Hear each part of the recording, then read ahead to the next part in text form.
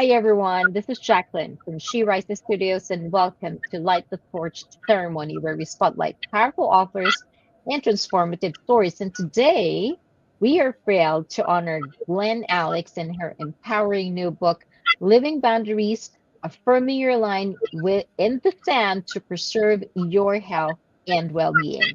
Glen Alex, LCSW, an award-winning author of Living in Total Health, returns with a must read that dives deep into the real meaning of boundaries, not just the self help buzzword, but as a foundational pillar of mental, emotional, and relational wellness. In Living Boundaries, Glenn helps readers understand that boundaries go far beyond saying no. They're about context, communication, mental clarity, and ultimately self respect. So get ready to redefine what it means to protect your peace. Hi, Glenn. Welcome to the show. Oh, good morning. Thank you so much for having me. Wonderful. Well, we are very excited for this second book. Your first book, Living in Total Health, made such an impact. What inspired you to write Living Boundaries as your follow up book? Well, for living in total health, I wanted to address wholeness. Some people only Mhm. focus on physical health or finances. We are whole creatures, and when we ignore parts of ourselves, that's when we fall into imbalance, unhealth, and can be harmful to ourselves and other people. And part of our wholeness are boundaries. And in my work with adults who are experiencing anxiety and depression, a lot of that stems from poor boundaries. So I Mhm. wanted to expand on the boundaries chapter in Living in Total Health and just focus solely on boundaries and how the different aspects of unhealth are impacted by poor boundaries. That is so true. A lot of us have blurred boundaries, which can be income, stressful. What was your personal turning point that showed you just how vital boundaries are for our total health? Well, my introduction to boundaries actually started in childhood. I am the youngest of 10, so come from a social Mm. family, so had many opportunities to watch people interact and engage. And that just captivated my attention, particularly because I was a shy, quiet child. I would just sit and watch. Hmm. And so I can see when those invisible lines were crossed and when they were respected. I could tell by the cringes and the pain on people's faces and the smiles that there was something else going on that wasn't visible. Intellectually, I didn't know what boundaries were as a child, though as I grew up, it became more and more clear. And in writing Living in Total Health, it became more clear to me that the boundaries really are foundational to our wholeness. That's true. That's true. Now, a lot of people, as you've mentioned, boundaries, they get crossed often. Mhm. And many people think that by just saying no, you are already, you're not allowing people to cross their boundaries. But this particular book, you write the boundaries involve more than just saying no. Can you explain a little further on that? Absolutely. I see boundaries as our innate alarm system that is monitored 24/7 by the intuition. And to find yourself in the position of having to say yes or having to say no tells me that you haven't properly guarded yourself before that point. You've not Hmm. paid attention to the alarm system going off, so to speak, and warning you that there was more to come. That's true. Now, how do you define a healthy boundary in a relationship? How does it differ from being controlling or distant? Well, first of all, boundaries are contextual. They are not static. And so a boundary in Hmm. a relationship will depend on who's involved, the context of the situation, the duration of the situation, and where you are mentally and emotionally at the time. So, one example that I share in the book, and there are more than 50 real life examples in the book, is friends when they are sharing personal information, they might sit really closely to each other. Yet when they're in a heated disagreement, there's going to be more distance. So by being alerted to our alarm system and the intuition, we know in the moment what the proper choice is for us.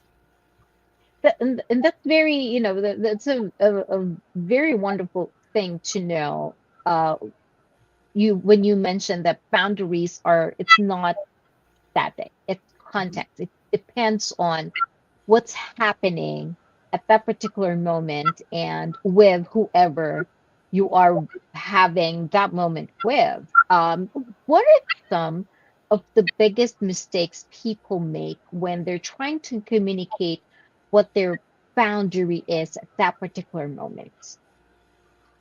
I think sometimes people will bite their tongue too much. If if it's not an immediate no, then it could be let me think about it. I'll get back, Mm-hmm.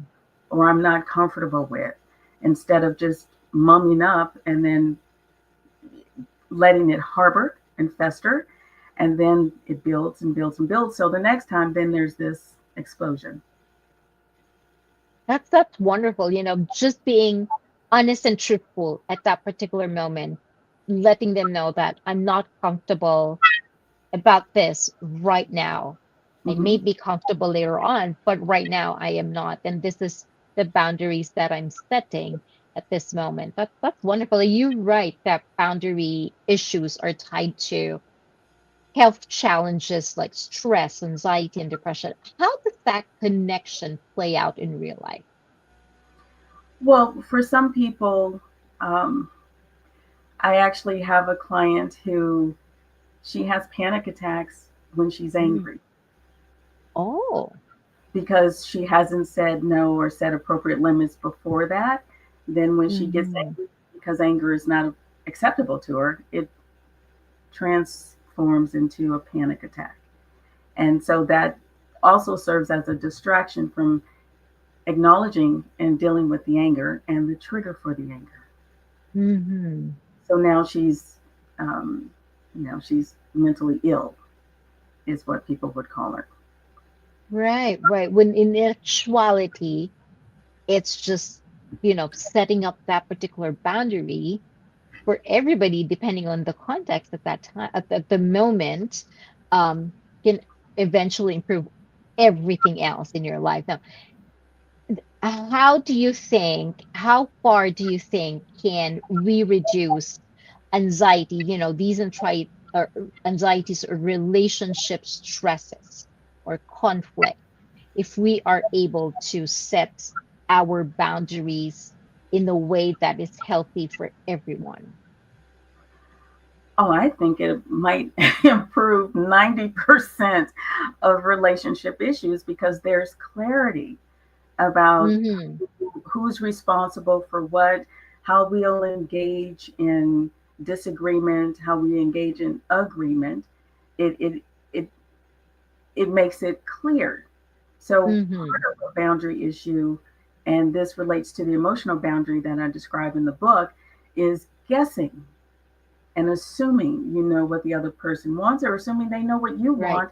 If they don't give it to you, then you get upset. And if there's that clarity, though, that, okay, when I don't feel well, I don't want to be touched.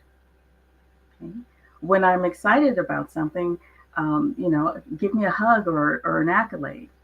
Okay, so there's that clarity. That's awesome. I love that. Now, one other thing that's very great about this second book is are your practical guides. Living Boundaries includes over 50 real life examples.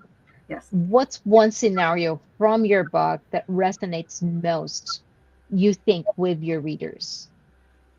Oh, that's a difficult question because the readers will come from different walks of life and different Mm-hmm. circumstances. I would say that book, and this one comes to mind, came to mind first when you asked the question. Mm-hmm. Was in when I was in college, I went on a date with a young man who I was very interested in, And over dinner, all he talked about was what his ex girlfriend did wrong. That is a serious red flag. Okay, we're having this moment to get to know each other, and all you can talk Yeah. about is what the other person did wrong. So that suggested to me that if I were a people pleaser, I would have attempted to do better. I would have attempted to show him, you know, this, that, and the other, which would have compromised my integrity. So again, that's when we say we don't speak our truth, we don't live into our truth, we externalize our power and our Hmm. validation, and that needs to come from within, and that's what the boundaries are for. So that example just stands out for me as this isn't right, and so I'm going to not go any further than this dinner, and I didn't. Aw, that's wonderful. And I love that you mentioned that for people pleaser, because I'm sure there's so many of us that, are just there trying to please everybody, making sure that everybody around us is happy, Mm-hmm. which compromises our own boundaries. Yes. For people pleasers who would like to start setting those boundaries, where do you think they can start? I suggest they start with um, just prioritizing the people in their lives, Mm, and starting with what is the most important um, tasks and activities to engage in, like, feeding the children, clothing the children, making sure they're nourished, or giving your partner quality time rather than answering the phone every time this friend calls because the friend's life is in chaos. So it's correct. about prioritizing what is the most important and most impactful in your life. And people pleasers, they want to fix everything. They want to, and they don't want anyone to be angry with them or to withhold love, which is something all of us humans need. Yet, once you identify the priorities in your life, then you're okay with the store clerk not smiling at you.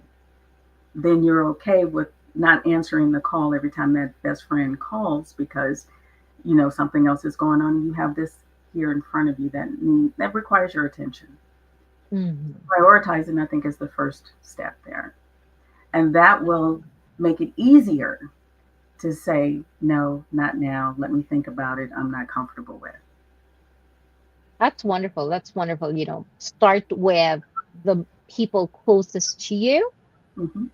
and then it's just easier to move that boundary and have clarity on where your boundaries are. If you could give one, if you could give light to one torch of wisdom for our viewers about boundaries, what is that one truth you wish everyone understood, and what it would be as a closing remark? The one defining factor and aspect of boundaries for me is your intuition.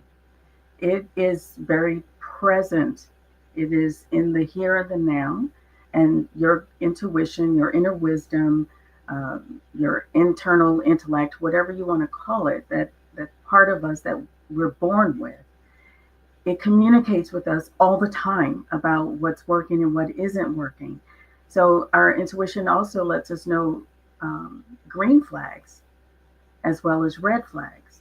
So if we're listening to our intuition and not blowing it off and saying, oh, well, this person is smarter, stronger, prettier, richer, they know better than I do, Mm-hmm. then uh, all of us, I think individually we'd be healthier and collectively we'd be healthier. There'd be fewer isms, fewer wars, less oppression, less violence overall. If we just listen to that part of us that we're born with that knows it all. That's wonderful. And it's in everyone. It's inside of us. Yes. So we should just start listening. That's wonderful. Well, thank you so much, Glenn. You Well, are very. everyone, Glen Alex has once again given us more than a book. Living Boundaries is a roadmap for living well, living whole, and living free. So whether you're struggling with toxic relationships, burnout, or emotional weight, always putting others first, this book gives us the permission, the practical steps to draw your line in the sand and protect what matters most, which is our own well-being. This is about reclaiming your voice, your values, your vitality. Living Boundaries is now available on Amazon. Please go ahead, grab your copy today. Hi, thanks again, Glenn, so much, and congratulations on your second book. We will see you again next time. Okay, thank you so much, Jacqueline, and She Rises Studios.